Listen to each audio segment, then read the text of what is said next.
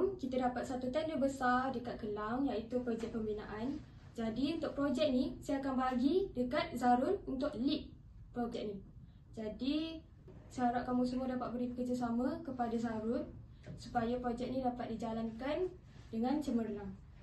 Itu saja. Bye-bye. Assalamualaikum. Hello. Boss.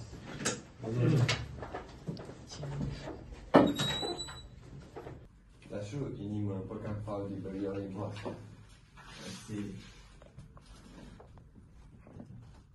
Okey semua, ini merupakan file projek yang kita akan buatkan dekat Kelang.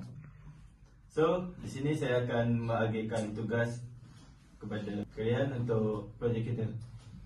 So, Amir sebagai penolong pengurus projek, Aboy sebagai setiausaha dan Nur sebagai bendahari, Rasid sebagai pelika bentuk dan Zulkifli sebagai penolong Rasid.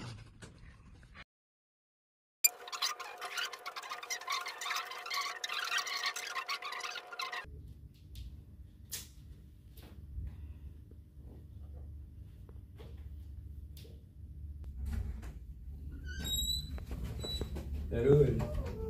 Rasid. Ni kerja latest update. Bersiap.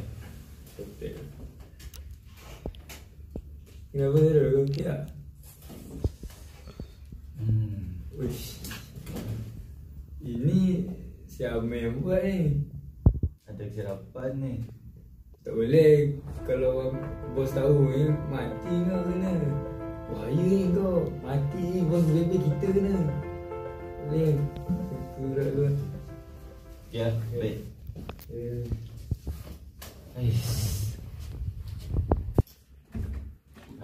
Apa benda yang pandai salah macam ni?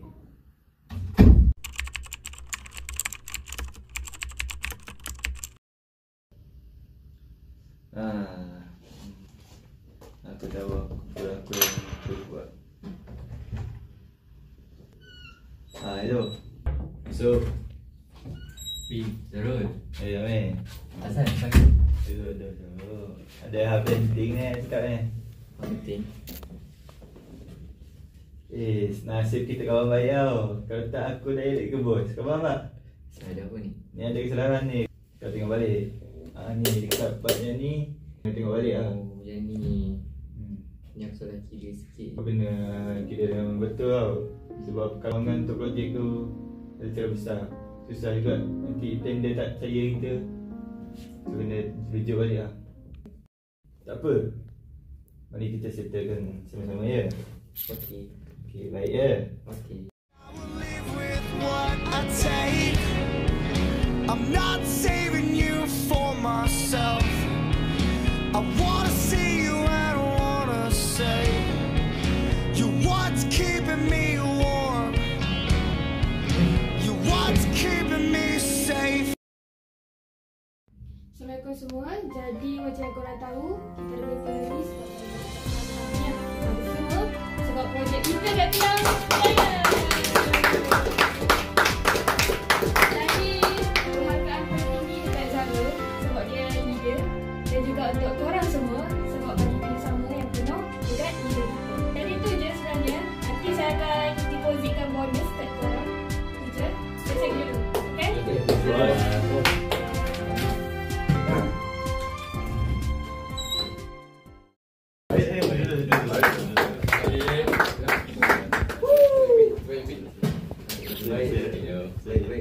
kasih. Ya, semua okey.